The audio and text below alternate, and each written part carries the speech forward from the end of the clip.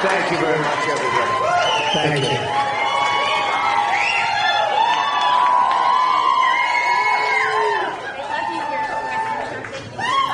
Well, thank you so much.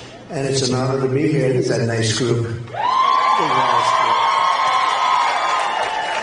We just left Pennsylvania. We had a big rally and a big speech. And I said, okay, that's it for the day, right? No, sir, you're going to D.C. now. Congratulations.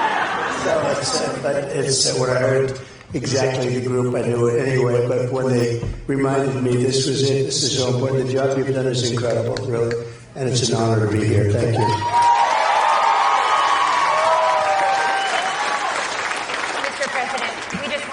How thankful we are that you're doing okay. What a scary day that was in Pennsylvania, and you are looking great, and we're so happy that you were able to join us. You and I were talking a little bit backstage, and you were sharing with me a lot of the concerns you have about the border and what you're seeing happen with illegal immigrants across the United States, and I thought I'd give you an opportunity to talk a little bit about that to start off. Sure, because you're talking about moms and you're talking about family. Such a big factor for you, just about everything. And when you look at what's happening in our country, this is so tough. You know, it's one thing you don't drill oil or you don't do something that you can do with a new group coming in, but millions and millions of people, 21 million people, I think the real number is, you hear 13, 14, 15, like that's not a big number, but it is, but 21 million people. And many of these people are criminals. Many of these people are coming out of the roughest countries in the world, and they're coming from all over the world. They're not just coming from South America. You know, everyone thinks they're coming from like Guatemala, El Salvador. They're coming from Mexico. They're coming from everywhere. I was speaking to the Border Patrol. They said in the last 12 months, 159 different countries were represented by people having come in illegally, and that's some number. But these are tough people. They're coming out of the jails. They're coming out of the mental institutions. They're coming out of prisons. And they're coming, I mean, they're just coming out of, there's a difference between a prison and jail. So, but I say that they come out of mental institutions and insane asylums. There's a difference there also. And they're coming into our country at levels that nobody's ever seen. And I've been saying for 2 years that this has got to stop. I've been saying for longer than that, but for 2.5, 3 years, I said this has to stop, and now it's catching up with us. And you see what's going on in Colorado. I don't know if anybody got to see Aurora. I mean, they're taking over the city. They're taking over apartment complexes. These are young, very tough people. These are tough.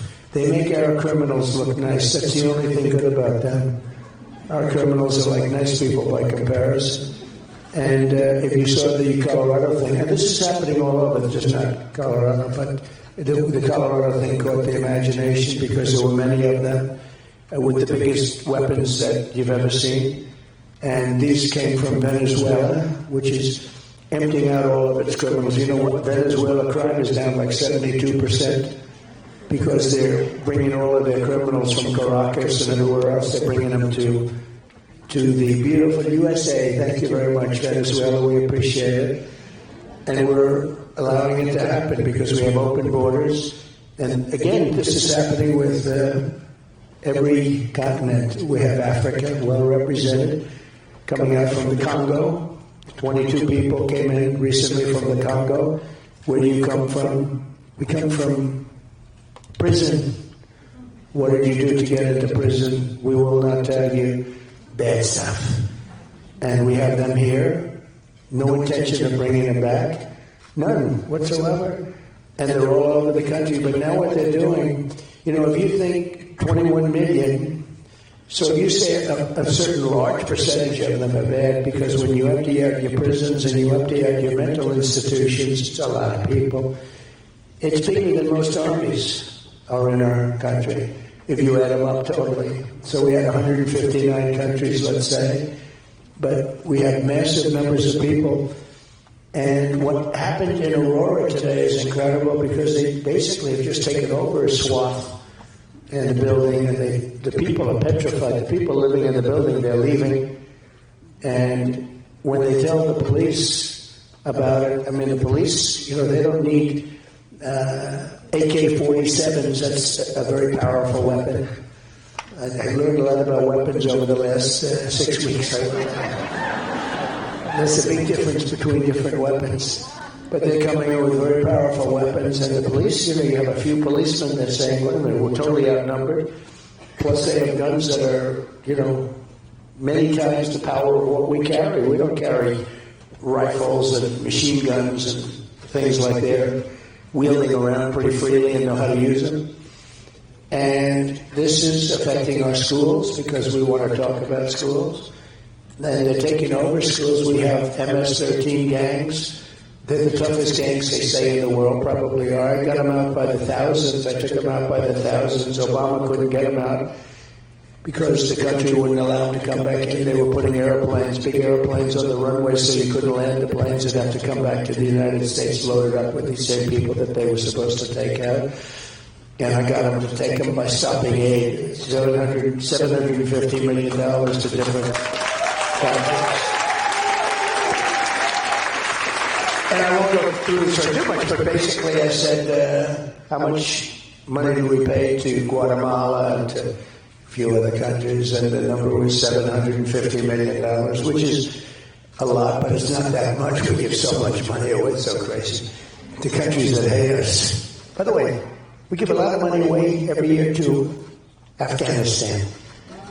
Billions and billions of dollars. And I think that Harris, and by now we're starting out by Harris, a Marxist. She's a Marxist, by the way. People are finding that out. She's a total Marxist. Her father's a Marxist. He's a Marxist professor. He teaches, I guess, the economy from a Marxist perspective, and he taught her well. But when you look at what was happening, you couldn't get the people out. And when I said you're going to get these people out of here, the general came to me and said they won't take them back. Who won't take them back? The countries from where they came. And they would put airplanes on the runway. They'd block up the bus routes. They'd block up everything. So we'd bring them back, and he couldn't bring them back, Tiffany. So it's such a horrible thing. And I said, how much aid do we pay them, sir? We pay them $750 million combined. I said, that's a lot of money. It's a lot. Well, tell them we're not paying them anymore. It's effective immediately. Yes, sir. And they told them that. And the following morning, I come into the beautiful Oval Office, that Resolute Desk, which is so beautiful. Now Biden goes around using that. He didn't even know the name of the Resolute Desk. Now he tells me, I sit behind the Resolute Desk. He doesn't even know what the hell it is. This guy. It's a beauty. Boy, I tell you, did they do a coup on him? Anyway, so I said, tell them that's not happening. So the following morning, I get to the office and I get a call from 3 countries, let's not use names, and all very smart leaders. I'd be doing the same thing if I were them, to tell you the truth. I'd say, empty out my prisons, dump them into the United States. Don't ever let them back. And I would be doing it every bit as much as them. I don't blame them if they can get away with it, but they should be able to get away with it. So I said, you're not going to get the money. They call me up. They say, sir, I understand. And I know all 3 of them. I know all of them. I know all the leaders. They're all at the top of their game. And we have a bunch of dead weights, okay? We are being taken advantage of as a country so much. I've never seen anything like it. So they said, essentially the same conversation. Sir, good morning, sir. I understand there's a problem, sir. You have to understand, this has gone on for 10 years. They wouldn't take their people back. They wouldn't take MS-13 back. They dumped them in our country, wouldn't take them back. I said, well, you're setting them up in the caravans and other ways, and you're not taking them back. You're never getting any more money from the United States. Sir, we would like to take them back. We would love to have MS-13 back with us. We think that's wonderful. Anyway, they made it very easy for us to get them back, and we took them back by the thousands, and we took also a lot of others back. And then these clowns took over the country, and everything closed up. And by the way, they're paying them now $4 billion, I understand. Can you believe it? And they don't take them back. It's just so sad to see what happens. They're paying much more money than I was talking about. They raised it They actually felt it was good to pay them more. They said, why? They said, economic development. It's not economic development, it's the development of a dictator. Because they keep the money, they're not doing any economic development. We have the dumbest people in history running our country. Okay? The dumbest in history. And we have to get these people. So we brought it back at all. But what's happening to our country is being poisoned, and your schools and your children are suffering greatly because they're going into the classrooms, they're taking the seats, and they don't even speak English. It's crazy. And we have our people that aren't going into a classroom. We have students that were there last year. They're not allowed into the school this year. They're not allowed. It's crazy. We have our veterans sleeping on the streets, and we have illegal immigrants coming into our country living in luxury hotels above where the veterans are. It's so reverse of what it should be. So I know you love New York City. I'm from New York originally. My dad grew up in Brooklyn, in Flatbush. Yeah, New York. But like many other cities in America right now, it's a city in decline. You were in New York when Mayor Giuliani really did great reforms. Right. He was such a great mayor. And, he also fought for a lot of things that he should have. Hey, he was right about the laptop from hell. He was the one that came out. Rudy was right. Rudy was right about a lot of things. They have a hat. Trump was right about everything. But Rudy was right about a hell of a lot. He was right. He was the first one to see the laptop, I guess. And he revealed what was on there, and everyone hit him hard. He's actually a very brave guy, but he was a great mayor, and he took over the city when it was in really bad shape and very dangerous, and he made it the safest big city in the country. And made it beyond that. It was a vibrant city, and now it's got tremendous problems. And in all fairness, look, you have hundreds of thousands of illegal migrants here.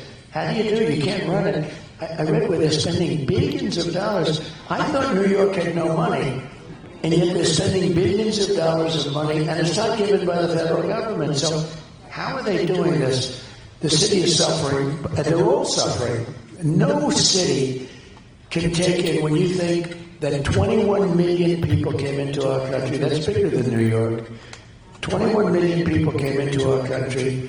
No country can take that. Nobody can withstand that. It's going to bring us down. And in addition to that, many of these people are hard criminals. And we have to get them out, and we're going to have deportation at the highest level we've ever had. As a higher level, the highest deportation was a pretty moderate guy, but Dwight Eisenhower, he hated that our country was being swamped. And Dwight D. Eisenhower, president of the United States, a good president, good general. He won because he's a general. And, generals, by the way, I don't know, a little statistic. So, of the presidents, 92% were politicians, and 8%, before me, 8% were generals. And then I came along. And I don't think any rich guy will ever do it. They're looking at Trump, they say, I don't know. They all wanted to do it. They said, if Trump can do it, I can do it, I can do it. But they see what you have to go through, they say, maybe I won't give it a shot. So let's talk a little bit about family, because we really feel at Moms for Liberty that family and parental rights are under attack in America.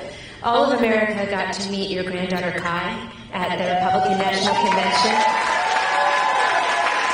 It's very obvious that you love being a father and a grandfather. So I'd love to know why you choose and continue to choose to work with your children in business and politics. And do you have any advice for people with working with your kids? Well, I've always liked it. I don't know that I'll be doing it very much politically because I think it's been very unfair to them. Like, Ivanka was she could have done anything. Great student, great, beautiful girl, beautiful everything. She was a perfect person. Worked hard. She gave up. Do you remember the Ivanka line? I loved those shoes. Please tell your daughter. She made great shoes. She was making so much money with that thing. I say, what the hell is going on? It was so hot. And then I ran for politics. And the truth is, she wanted to come. She pretty much gave it up. It was really good. Great shoes, great everything. Very stylish, and a lot of people still talk about it. But she gave it up because she wanted to go, and she didn't want something like the United Nations Secretary. I wanted her to do that. I said, you would be a great ambassador to the United Nations Secretary. There'd be nobody to compete with her. I tell you, she may be my daughter, but nobody could have competed with her. With her rat-tat-tat, the whole deal she's got. And she said, Daddy, I don't want to do that. I just want to help people get jobs. And she would go around, not a glamorous job, but she felt so good about it. She would go around to see Walmart, to see Exxon, to see all these big companies, to hire people. And she had hired like millions of people during the course of her stay. And, I mean, always there was nothing ever good. It was just very tough. I think if she were a Democrat, it would have been, it's much easier to be a Democrat, let me put it that way. Apparently you don't have to take any interviews. That's right, you don't have to do anything. We saw that the other night.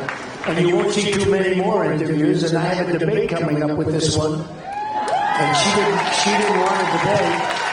She didn't want a debate. They were not happy about it, but they got the network that they wanted. This network is the worst of all. George Slobodanopoulos, you know. But they are the worst in terms of that. So they wanted the network. And you know, it was like with Biden. They came to me, they wanted to do a debate. I said, isn't it a little bit early? Like, you know, we just started. Do you want to do it now? Yes, so yes. And they thought that if they said it was going to be Dana Bash, who last night was extremely easy. There was no like, why aren't you doing this? Or why did you say 1,000 times that there'll be no fracking in Pennsylvania, and then all of a sudden say, oh, we'll have fracking? It felt like a multiple choice quiz. You would give her like several answers that she could have given. They were feeding it to her. I was surprised, actually. I mean, I was surprised she didn't do a lot of interviews, but she's not good at it, I guess, and they knew that. They knew something that we didn't know. I think she would have been better off if she just did interviews, even if they weren't great. It would have been better than, because now everyone's watching, and now we see she's defective. She's a defective person. And we don't need another defective person as President of the United States. We just had that.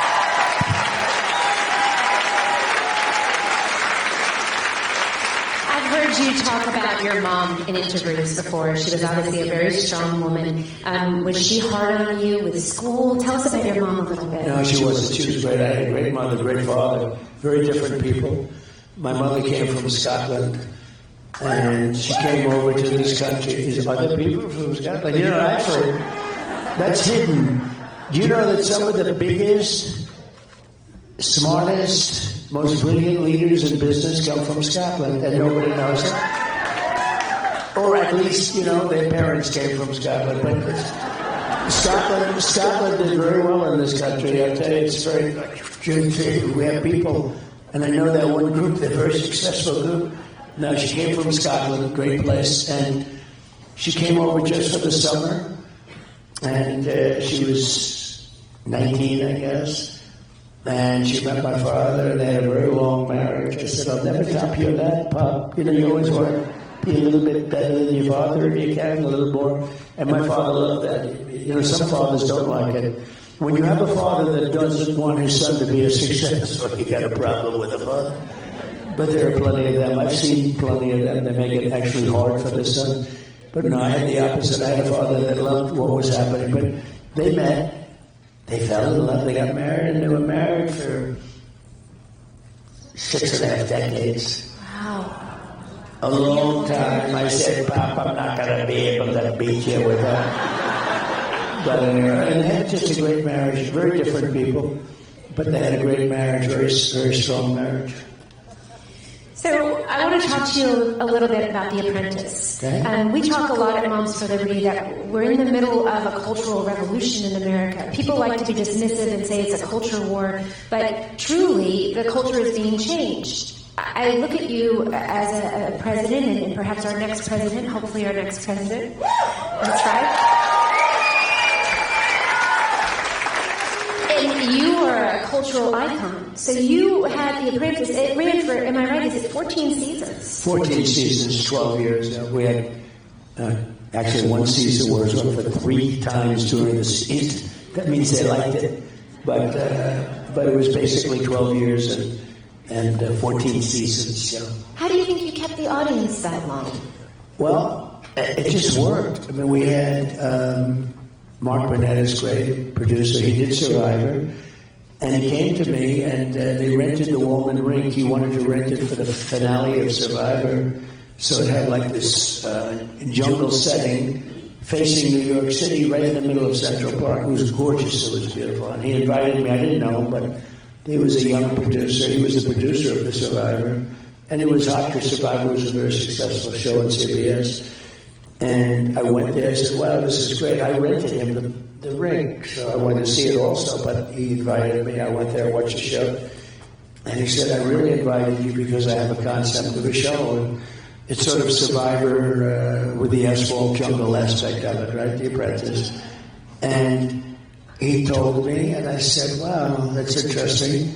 He said, I'll only use you. There's nobody else I want to do it. If you don't do it, I'm not going to do it. So I thought about it. And I had an agent from a very big agency, and he said, don't do it, you don't do it. There's never been a business show in history that's been successful. Business shows are not successful in prime time. There's never been, I guess, a business show successful. I said, well, this isn't really a business show. This is sort of a different kind of a show than a business show. It's got a little business to it, but really it's more than a business show. He said, don't do it. He was a very respected guy, actually. He was a good guy, but he told me not to do it, don't do it. And then I made the deal with ABC, and the deal was done. And then Eisner, you remember Eisner, previous guy a while ago, he's heard about the deal, and he broke the deal. He said, I can make a better deal than that, so let's make a better deal. And I got angry about it, and so did Mark Burnett. And everybody wanted us. They wanted us. So we got a call from Jeff Zucker, of all people, from, at the time, from NBC. Then he was heading up NBC. They were having a real drought. They hadn't had a top 10 show in a long time. And they were not doing well. And I'll never forget, we walked into his office. He took the key out of the door and threw it under the chair in Rockefeller Center. He locked the door. He said, you're locked in. We're not going to leave the room until we have a deal. So we made a deal. And ABC was not happy about it. Actually, the man from ABC that made the deal with us, top person, I think like the president, he quit over this. And he quit. He said, we made a deal with these people. And he was second guessed by Eisner. And he actually quit. And there was a lot of anger about it. But we made a deal with NBC instead of ABC. We did have the original deal with ABC. Anyway, it goes on television. And the first week it was like at number 10, which is very, very hard. And by the way, the agent told me, you've got to break the deal. You're going to be embarrassed because you're going to have a total failure. And you're going to be embarrassed. So it goes on, it opens at 10, which is amazing. And NBC was happy because now they have a top 10 show. And then it went through various things like number 8, number 7. It got progressively better. And it finished up as the number 1 show on television. I'm sitting there. Can you believe this? I mean, you remember. I watched The Apprentice. We love the show, yeah. The finale actually had, that season, had 42.5 million. It was second to the Super Bowl. It was always the Academy Awards, and we beat the Academy Awards. Since then, the Academy Awards has gone to hell. It's incredible. You know why? Because all they do is, political stuff. They destroyed it. But, so it finished up, and number 1, and I'll never forget, and I enjoyed it. I had the number 1 show, and I didn't even have an agent. And so I get a call from the agent. I'll never forget, 6 o'clock in the morning, he called me. He says, I want to congratulate you. Show's number 1. I said, yeah, it is. Thanks a lot. I appreciate it. He said, could I come over and see you? I said, why? He said, so we could work out a fee. I said, you told me not to do it. There's no way I'm paying you a commission. You told me they wanted to get a commission. I said, there's no way. I said, if it was up to you, I would have never done it. I got the number one show. You said I couldn't make it. So there's a little things, but it was successful for years. It just did well. And then around the 13th, actually the 12th season, they put me into a poll with a real stiff named Mitt Romney, total stiff. This guy's bad news. He's worse than a rhino. And he was running, and they just put me into a poll. I think it was NBC, and I was watching Meet the Press actually, and with Sleepy Eyes Chuck Todd. Did you ever hear of him? He's a sleepy guy, isn't he? Sleepy Eyes, another beauty. So they put me into a poll, and in the poll, I go to number one. I'm rated number one. Romney's a distant second or third. And I was in various polls, and I kept saying, I'm always like rated number one. And I wanted to get out, but I couldn't get out of the contract because I had an apprentice. Plus, I had 2 buildings that I was finishing. I wanted to get them finished. Not good when you don't finish them. Rely on somebody else you don't want to do. But I said, maybe if I have a chance, I'll do it the next time. And I did it the next time I ran. And we had 17 people. It was a rather violent series of debates, if you remember, right? Rosie O'Donnell, only Rosie O'Donnell. That was a tough one. Only Rosie O'Donnell. You said this and that. I won't use the terms. You called women this and that and that. And a lot of it was show business related. I said, only Rosie O'Donnell. The place went crazy. And the second question I got was Brett Baer. He said this was a Fox one. And he said, please raise your hand if you will not support the winner of the group of 17 people, whoever wins the nomination. So I raised my hand. I was the only one. I said, I can't say for sure I'm going to support. I don't like certain other people. I don't know them. A couple of them I do. You remember that? Those were my first 2 questions. Only Rosie O'Donnell, and I raised my hand. And I said that. I was honest, and the place went crazy. So actually, they were 2 of the more interesting. They were the first 2 questions I had. I went through a lot of debates. I went through like 14, 15 debates then. Then we had the debate with crooked Hillary Clinton. Remember that one? Oh, that was pretty good. Definitely remember that debate. That was a pretty good one. Crooked Hillary, she was a crooked one. And we had... So politics has been very interesting. It never stops, right? Then we had the debate last time with Sleepy Joe Biden. How did he do? He was sharp as a tack. I would just like to say, I thought you handled yourself so beautifully in that interview. I have to be honest.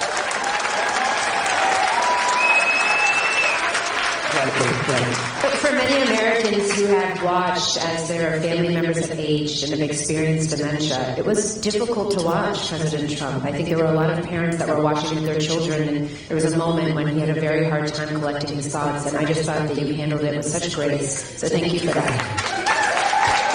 Well, I was a little surprised, and I was surprised by a lot of things. So I came on the stage and I looked, and I looked at him just for a brief moment because I really didn't look at him. I didn't want to look at him. I was angry at him because I think he's done a horrible job for the country. I think he's been the worst president we've ever had. And that includes the worst vice president. She's been rated the worst vice president. And don't forget, she was last in terms of getting the job. She competed for his job. And I think they had 22 people or something. And she was the first one to quit. She bombed. And she quit, and then all of a sudden she's now running. And from my standpoint, I spent $100 million fighting Joe Biden. And even during the convention, we're only talking about Biden. And then we're not fighting him anymore. We're fighting somebody else. He got 14 million votes. I'm not saying he should have gone on, but I think it seems unfair because a lot of people did a lot better than him. Like you had a person that came in second and third and fourth, and it's Bernie Sanders actually essentially came in second place, I guess, right? And so you say, why aren't you doing a Democratic? process. So, I'll give them some of their stuff. They are a threat to democracy. They say they are a threat to democracy. She was the nastiest person to him. Remember, she called him a racist. The bus, you remember the story of the bus? Fake story probably. Well, she also said, I worked at McDonald's. Turned out she didn't work at McDonald's. Did anybody see that? After an exhaustive study that took about 20 minutes, they found out she never worked there. So, there's a lot of fake stuff going on. But we don't need that for a president. And our country can't stand it. We are really in trouble. We're a failing nation, whether you like it or not, and I'm sure you don't like it. But we are a very sick nation. We're a failing nation. And on top of it, we have millions of people in here. We can't have them. If they were great, but you're not going to have people where they're emptying the doors to jails and emptying the doors to mental institutions where seriously sick people are coming into our country, and no country can stand this. There's no country can stand it.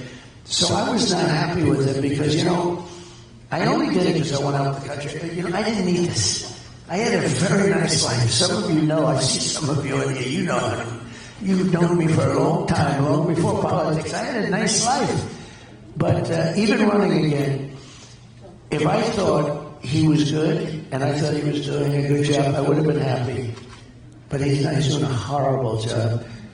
And, he's been absent for a long time. If you go back 25 years, he wasn't the brightest bulb in the ceiling, I can tell you that. And he was not doing a job.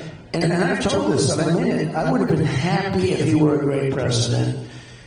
And I wouldn't have run. I also wouldn't have run if I didn't think I won the election. I think we won that election by so much. If I thought I lost that election, I absolutely wouldn't. I wouldn't have run because I would have lost the election. But I think we did phenomenally. Honestly, we had millions of more votes than we did in the first election. We did great in the first one. We won. And I was told we got 63 million votes in the first election. I was told that if we get 63 million votes, same number, there's no way we can be defeated. I got 10 or 12 million votes more than anybody had ever got. We got the most votes of anybody, of any sitting president in history. And he beat us by a whisker. And it was a terrible thing. They used COVID to cheat. And it was a terrible thing. And then I watched, and I thought it was very, very sad because of, the election it brought great division to the country.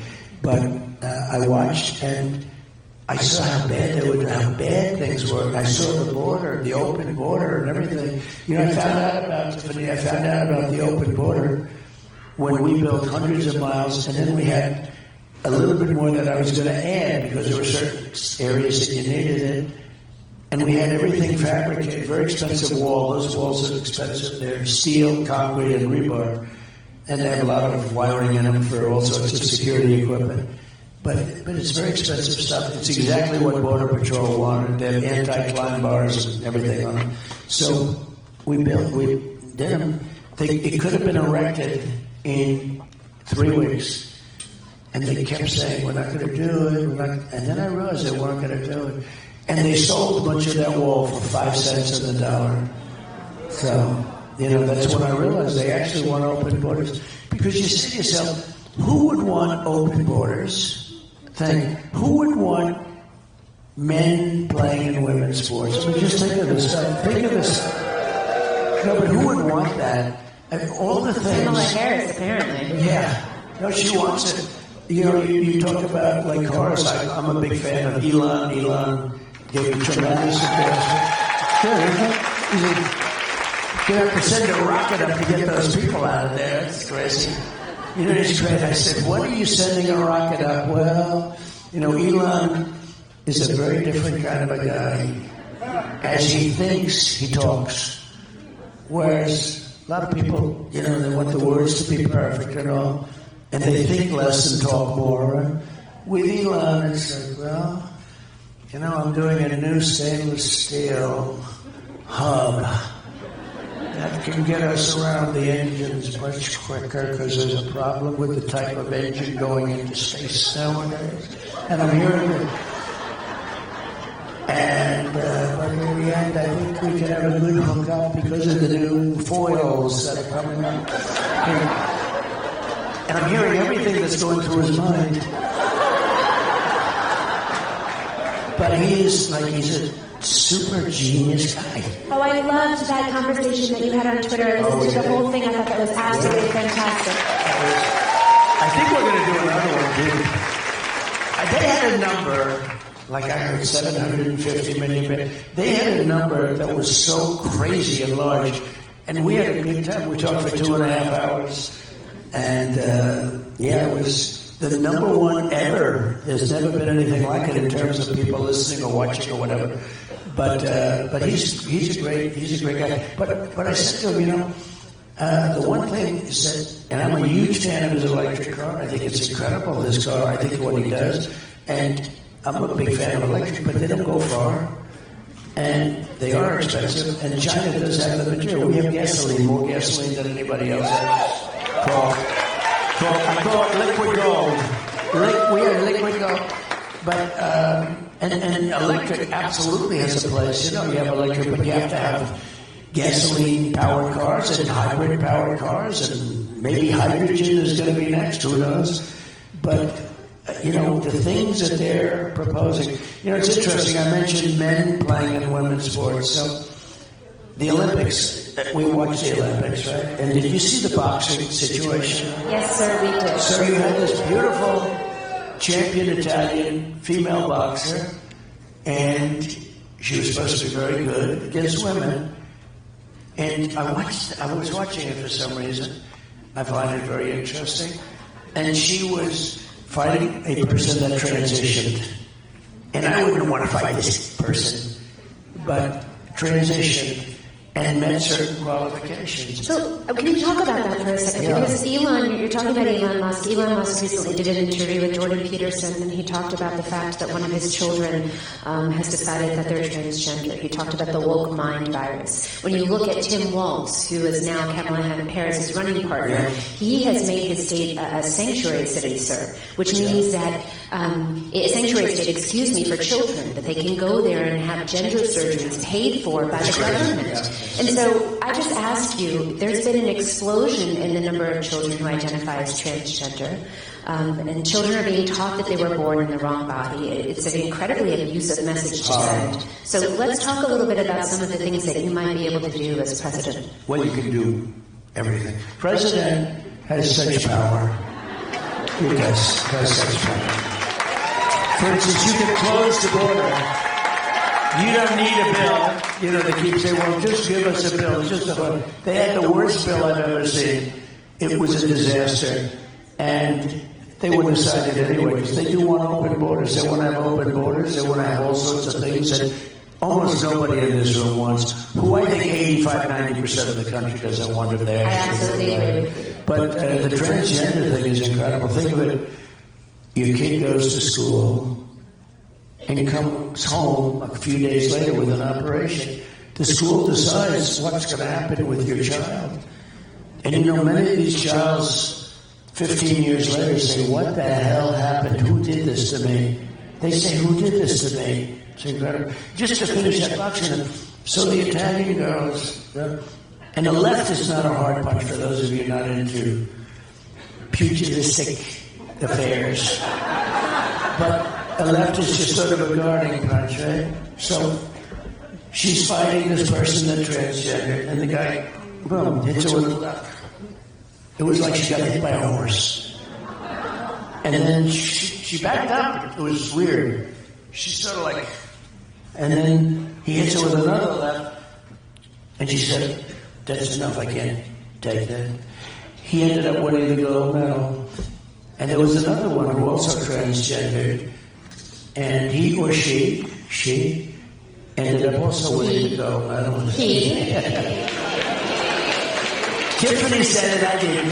See, I'm a politician, I have to be politically correct. I'm a mom, I have to protect my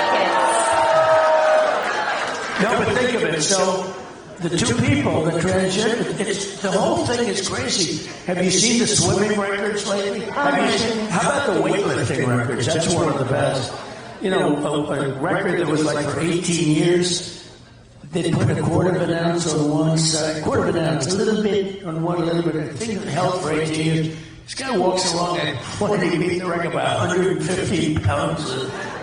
It's crazy. The volleyball, we're a championship volleyball players playing against a team, and one or two of the people had transitioned, and the ball was hit so hard into the head of the other girl on the other side that she was knocked out, had a concussion, and she said, she was a championship player, like an All-American player. She said, I played volleyball all my life. I've never seen a ball travel with that speed. It's crazy. And even with all of that, they won't change. And you know what? Everyone's afraid to talk about it. Even the people, not Tiffany. Not Tiffany. We're going to fight to keep our girls safe, President Trump. We're going to fight to make sure that our girls have privacy and safety in their bathrooms, and that they have. Christy Nome, I think, said it best. She said, "We will not allow mediocre men to beat extraordinary women." Yeah. That's right. It's also very demeaning to women. I don't know how they get away with it, but the Olympics was the best thing that I've seen, because you really see when these boxers came out, it was so ridiculous, and they just go through it like nothing. And why should women have to swimming to? Why should women have to compete? Now, it was sort of hard to get in. I don't know how these two people got in, but they got in, because in some cases, you know, they weren't allowed in, so they have a crazy standard going on. But it's so demeaning to women, and women are working so hard to like make a team or to make a record. And these records that are being set now by people that transition will not be broken maybe 1,000 years from now by a woman. I don't know. But they're not going to be broken by a woman. It's a very sad thing. And you know, Kamala is totally in favor. Now, she's gone away from everything. You know, she's called the greatest flip-flopper in history. She loves fracking now. She said, there will never be fracking, we will never frack. And everything that she said would do, she said, there's like 12 or 14 things. There's never been anything like this.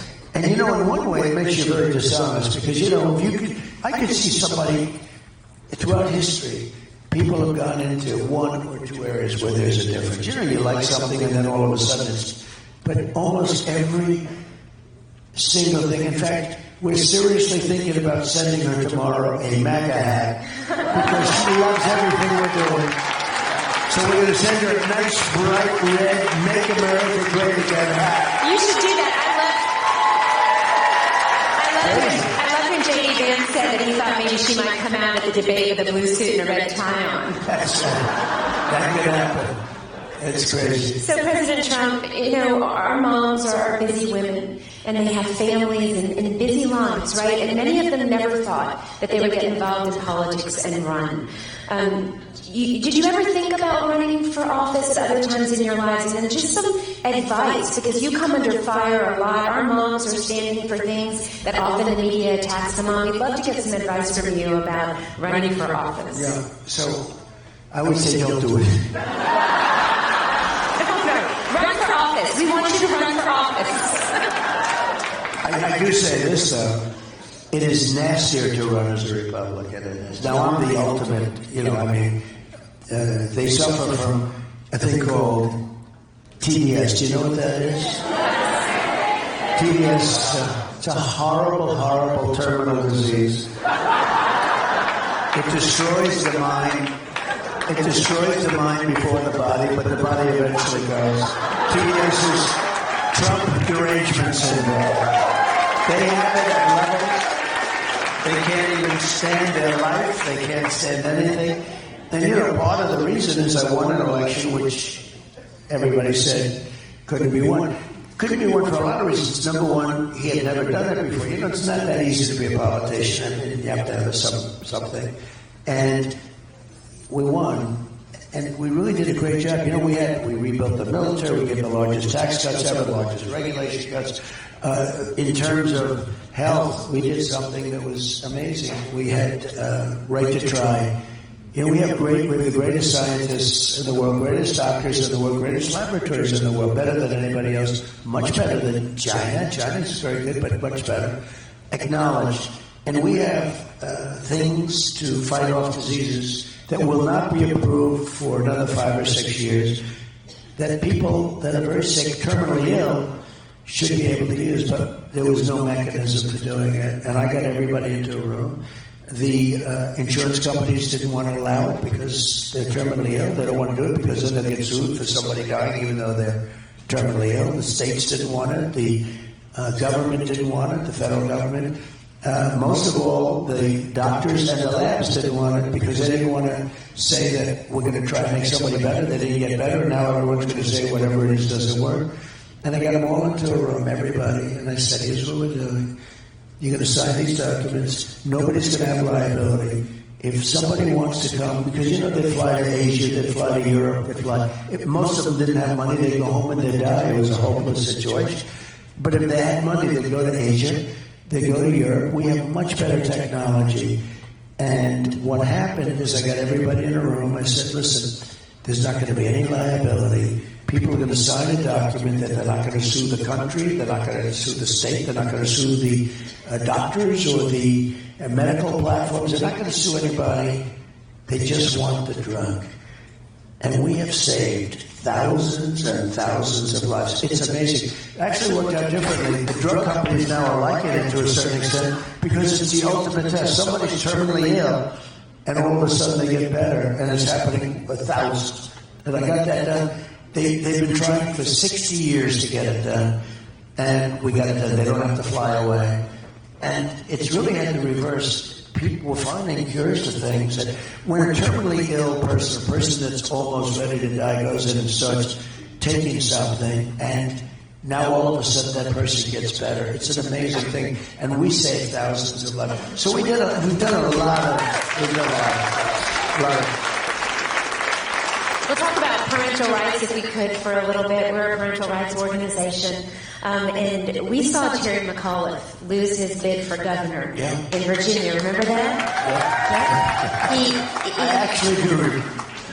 And he said famously that he didn't think that parents should be making decisions about what their children were learning in school. And we believe that every parent has a fundamental right to direct the upbringing of their children, right? And that includes their education. So what do you plan to do at the federal level to help us to protect parental rights and education freedom like school choice? Okay, so I like to say that we're the party of common sense. I mean, we're conservative and all of that. Walls of common sense, right? All of the things we're talking about, no men and women sports, no gender operation. I mean, these operations, it's crazy. You know, I don't know if you know, Europe has gone totally away from it now. Yes, sir. We're way behind them. They don't do it anymore. And this is just horrible. But who could even believe this is happening? So think of it. You have these parents that end up in fistfights at school meetings, and the parents mean well. They end up getting arrested, put in prison. I've seen things, especially Loudoun County, right? Loudoun County, it's a hotbed. Anybody from Loudoun County? You know, I have the property. I have the big, great golf course there, right on the... I offered you had the head of one of your groups that was very impressive to me. And I said, anytime you want to use my land along the Potomac River, right under the American flag, I mean, I have sort of an unlimited capacity there. It's a lot of acres, and it's miles along the Potomac. It's truly beautiful, but you know, I'm for parental rights all the way. I don't even understand the concept of not being. Thank you. No, but when you see some of the things, it doesn't. That's another. You know, like why would somebody want to have an open wall?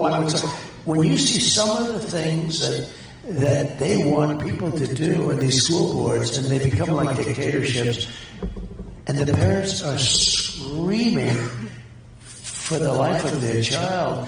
a lot having to do with transgender, a lot having to do with a lot of other things. You got to give the parents truly love the kids, okay? Some of these people on the boards, I think they don't like the kids very much, what they're doing. So you have to give the rights back to the parents. And I can't imagine it. Well, okay, this administration has been the opposite. This administration, it's like the FBI goes after the people. They're like it's some kind of an insurrection. It's yes, sir. crazy. They called us domestic terrorists, President Trump, for speaking out at school board meetings today. Well, we'll change that on the first day, I promise you.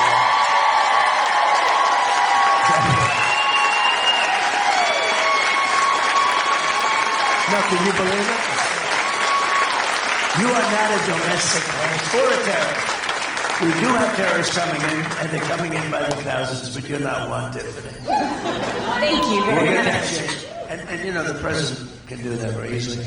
But you just wonder, where's the mindset to take the parents' rights? I see those meetings, and it does seem like Loudon has a lot. You know, that Loudon is the ultimate example of it. It's so vocal.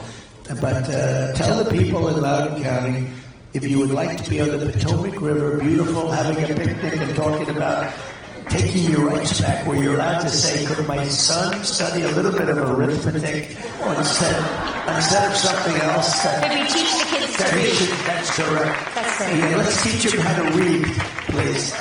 So, let them know that would be my honor. Absolutely will, and thank you for that. We appreciate the support. So, Tina Deskovich, the co-founder of Moms for Liberty, and I, we do a lot of interviews, and there's a lot of international interest, specifically Japan. We get asked for a lot of interviews, and we were talking with a reporter, and we said, why is there so much interest in Moms for Liberty in Japan? And he said, we are watching America's light dim. And we're very concerned, and we want to know what you're doing about it, and you guys are doing something. And so I feel like America is slipping back from the freedom and liberty and the beacon of light that we've been. So how will you take us forward? We're a nation in decline. We are. And it's because of the people that we have leading our nation. We are a nation. I say this, and I said it a little bit in 2016, and I meant it. We had a bad border, but it was like unbelievably good compared to what we have now. I mean, we had a bad border, but it was a regular bad border. This is a border the likes of which there's never been anything like it. This is a horrible. Many people are killed coming up in the caravans. It's rough stuff. You go through snake country. You go through. It's just these. What happens? And by the way, remember I said rape when I first came. Well, rape is. Massive percentages of women are being raped and just beat to hell coming up in the caravans.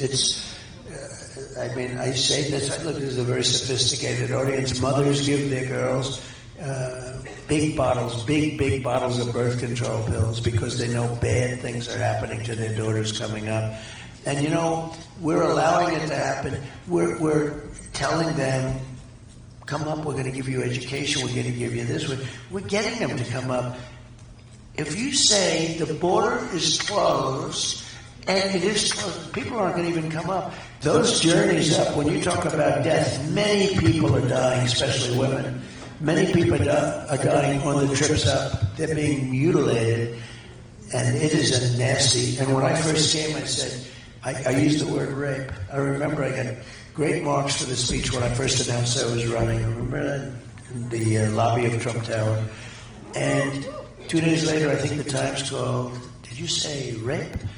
I got great marks. They said it was a great speech. And then they said, did he say rape? And I said, yeah, I said rape. That's what's happening. Tremendous levels. And after that, it was like, that's when it all began. And it was like incredible what they said. Well, what I said is nothing compared to what the fact is. It is a horrible thing. Those caravans are mean. And you have people, 10 to 20, 25,000 people coming up in these massive caravans. And there's tremendous death and injury and problems that nobody would even believe. And we're causing this. But I did mention that word, and now everyone's saying, Trump was right. but you have to go through hell, and you have to say it. And, I respect you so much because you speak up. Like you said, no, we're all for that, right? Very few people would say what Tiffany said a couple of moments ago about something that was a little bit controversial, that shouldn't be controversial at all, but they just wouldn't do it. So when you said that, I said, that's refreshing to hear.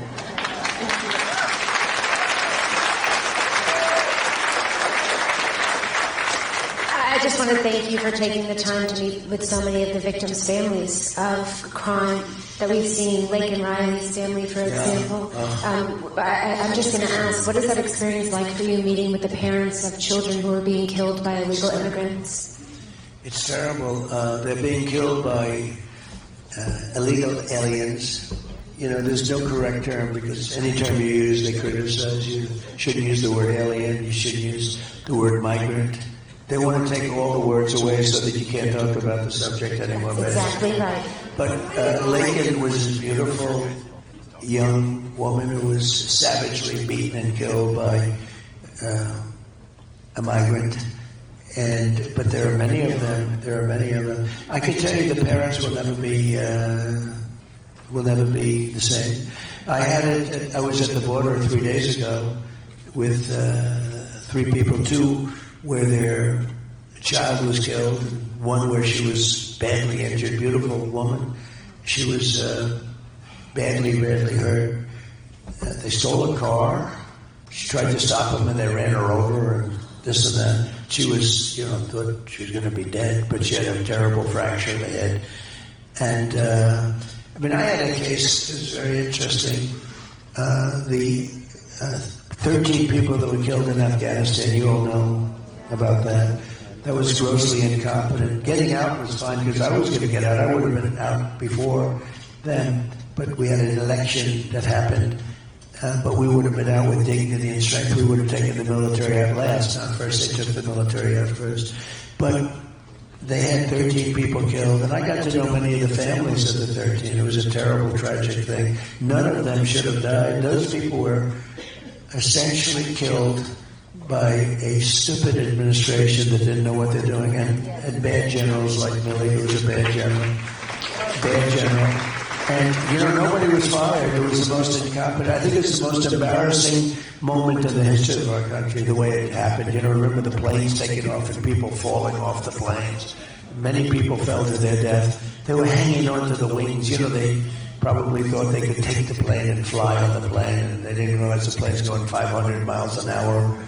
And they fell off at 3,000 feet. That's 3 times the height of the Empire State Building. They fell off. They started falling off, and then they all were off. And a lot of people, but it was a horrible, horrible moment. But you had 13 people killed, many people badly injured, meaning no legs. We had one, no arm, no legs, and the arm that was left was battered. Face was badly hurt. And these are people, this is just horrible casualties. But I got to know the people, and I felt very badly, and they viewed me as their president, frankly. And I don't want to do anything about it. I don't want to say that, but they viewed me. And I everybody knew because it was covered, but not covered like the press should cover it. The press doesn't talk about bad things. They don't talk about what happened in Afghanistan anymore with the Taliban, with that horrible leaving. It wasn't the leaving. It was great to leave because, they were there for like 20 years, and we were leaving, but we were going to keep Bagram, which is one of the biggest Air Force bases in the world, and we were keeping it not because of Afghanistan, but because of China, because it was 1 hour away from where China makes its nuclear weapons, so we were keeping that. And it would have been fine, but it was time now to turn it over. Despite the threat to democracy, I did turn that over. I didn't say, they said, you'll never give it over. These people are crazy. They're crazy. But anyway, so I gave it over, and then they took over. And I didn't have anybody killed in Afghanistan for 18 months. I had a long talk with the head of the Taliban, who's really the boss. And his name is Abdul. And I said, Abdul, don't do it. You don't do it. And he said, but why, sir? Why do you send me a picture of my home? Abdul, you'll have to figure that one out. He went, but why do you send me a picture of my home, Your Excellency? Call me Your Excellency. And he was fine. Look, I said, you can't do it. You can't do it. You hit any. They had snipers that were killing our people. Our wonderful soldiers, snipers from a long distance. And we didn't lose one person in 18 months. And then we had this catastrophe happen, which should have never happened. We had them in good shape. But we had to get out. It's ridiculous that we were there. And we left $85 billion worth of equipment. You know, they became brand new equipment, too. Equipment that I bought. They left brand new goggles, tanks, planes. We left it there instead of taking it out. I remember when Milley told me, General Milley, he's one of the woke guys, you know, he was saying, you know all about him, he's bad general. But he was saying, sure, I think we should leave the equipment behind. I said, why? Because I was talking about getting out. And I was going to get out. I brought it down to the number of men, but we had to keep Bagram. You got to keep the Air Force, the big base. Built many years ago for billions and billions of dollars. They said, sir, we should leave the equipment behind. Why? Well, it's much less expensive. I said, wait a minute. We got a $150 million airplane, and we could fill it up with a little gas, a little tank of airplane fuel, and fly it to Pakistan or fly it all the way back home. You think it's cheaper to leave it? And it's a new plane? You think it's cheaper? You think it's cheaper to leave Army tanks where we can put them in a trailer and take? Yes, sir. It's cheaper. I said, this guy is really bad. It's true. And that's when I lost total respect for the guy. I didn't have a lot because, you know, you never got good news. I want people where there's good news, you know? Like the general I used to knock out I knocked out 100% of ISIS. It was supposed to take 5 years. It took about 4 weeks, right? We have a great military. I had a great general in charge of that, and he knocked the hell out of him. He said, sir, I can do it in about 4 weeks. I said, why didn't they do it before? Sir, they didn't want to really fight. They wanted to be politically correct, sure. But it was amazing. We have, I just say to this room, we have a great military. And our real military is not going to be woke. You couldn't convince them to be woke if you screwed at them all day for the next 10 years. But the guys on television are woke, and a lot of the top people are woke, but they'll all be gone pretty quick. They're going to all be gone. You get them out. When I was in Milwaukee, I got to meet some of the Gold Star families. And we had a big problem. So I was called by these families, and there were probably 4 of them. There was also somebody very badly injured with the legs and everything. And they asked me, would it be possible 2 days ago, right, to go to Arlington National Cemetery to celebrate the life of their children who had been killed 3 years ago. And this was the whole thing, the whole disaster in Afghanistan, where they set off a bomb and probably 500 people were killed altogether. And we got to think of the other side also, but it was a terrible thing. But we lost 13 soldiers. We had 45 soldiers that were really badly hurt too. Nobody ever talks. You ever notice somebody loses their leg or both legs or their arm? In one case, an arm and 2 legs. And nobody ever talks about them. They talk about, because we have to remember that those people are, nobody ever talks about them. And we had some people that were horrifically injured. Anyway, they called and they said, sir, would you be able to come? Now, I got to know them because I have a place in Bedminster, New Jersey, which is a spectacular place. And they wanted to know whether they like New Jersey. New Jersey is good. New Jersey has some of the most beautiful things. But so this is a beautiful place. And I had most of the families there about a year and a half ago. And they all wanted to know whether or not I'd be showing up. I didn't know if I could. And when I heard they were there, I went out and I saw them. And they thought I was going to stay for 5 minutes or 10 minutes, shake everyone's hand and leave. I ended up staying with them like for 4.5 hours. We listened to music up with the members. We had this beautiful deck overlooking everything. And you're looking at the sky, great food, a very luxurious place. I mean, beautiful. And we had, I don't know, like 20, 25 people, members of the family of these 13 people, or most of the 13. And we ended up listening to music, Elvis and Elton John and everybody.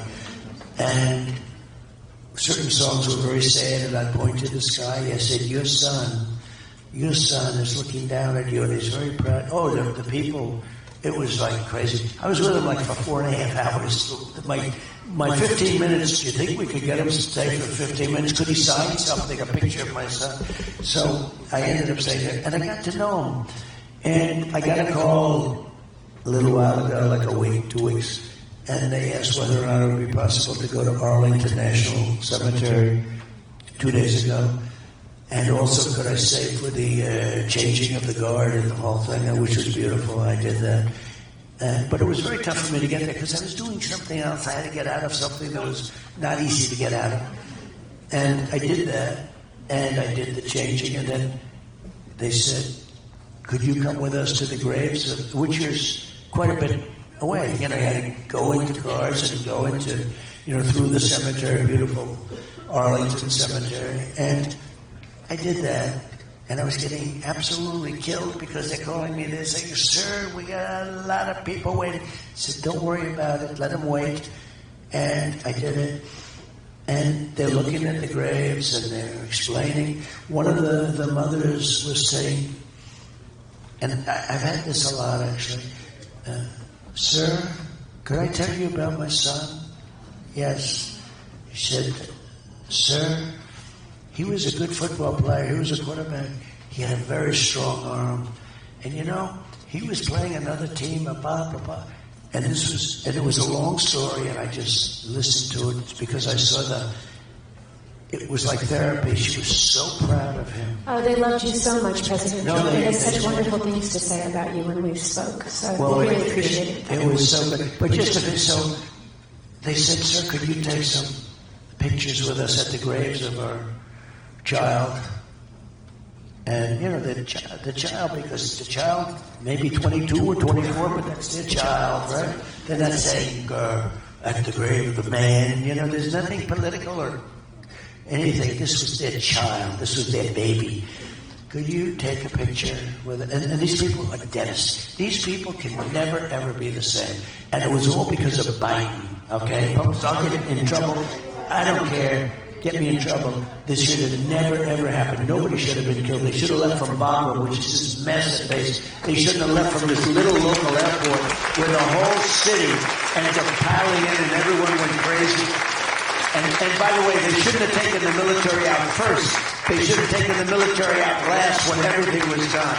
They took the military out, and I could just imagine Abdul, who's smart as hell. Somebody went to Abdul and they said, Abdul, the American soldiers have left. He said, you're a stupid man to say that. Of course that didn't happen. No, Abdul, they've left. I could just see it, the conversation. Then he found out they left. He said, I can't believe it. And once they left, they had a field day. What they did to us was incredible. But they kept everything. But thanks. The people were coming up to me and said, sir, could I have a picture of you at the grave of my son? I said, absolutely. I would love to do that. So the whole family gathered around. We had the beautiful, stone, the marble with the name of the soldier on. Shouldn't have been on it because they shouldn't have been dead. And we took pictures at the different grave sites.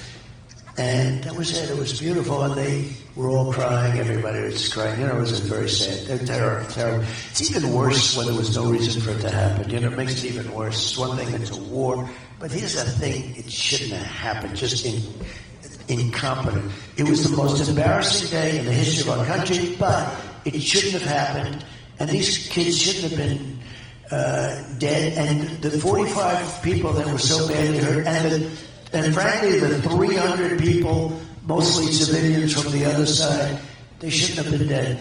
Just a grossly incompetent group of people. So, thank you for respecting our dead, Mr. President. Thank you very much. Thank you. Just to finish, thank you very much. Appreciate it. So, but just to finish. So I took pictures. I said to people, I told the story once today. I said, should I tell it? Because I think it's a terrible thing. So I stood with the mothers, fathers, sometimes both, sometimes a sister. There was a sister, beautiful sister, who also had some difficulty because of a war injury. But I stood with different people over different graves and took pictures. I didn't want to take pictures, but I wanted to take them if they wanted to take them. And I'm the former president of the United States is with them. They're very happy about that, as happy as they can be, because they'll never be happy. And I took pictures, and that was it. And I left, and we said goodbye, and it was beautiful, actually. And then I get a call that night, sir, we're getting a complaint from the White House that you used the soldiers for publicity pictures and for public relations. And I said, I can't believe it. And I said, I can't believe it. So here's a guy that he killed those people, okay? These people were killed by Biden as far as I'm concerned. And then I get a call, and I'm taking pictures. These are pictures with parents, etc., and sisters, brothers, people that are laying in the ground right there, shouldn't be dead. And I get a call, and I actually got a lot of bad publicity. They said, President Trump spent time at Arlington National Cemetery taking pictures of things. It's just so disgusting. And I'll tell you, if you haven't noticed, I get a lot of publicity. I don't need that publicity. I don't need that publicity. It doesn't. I get a lot. I get too much. I'd like to have half the publicity. I want to hire a PR person to get me half the publicity, all right? But no, what you hire PR people for. But I just thought it was such a terrible thing. So I just want to tell you, I think it meant an incredible amount to them. I know it did. They've spoken about it. And thank you for loving the American people. Thank you for working to make America great again. Thank you.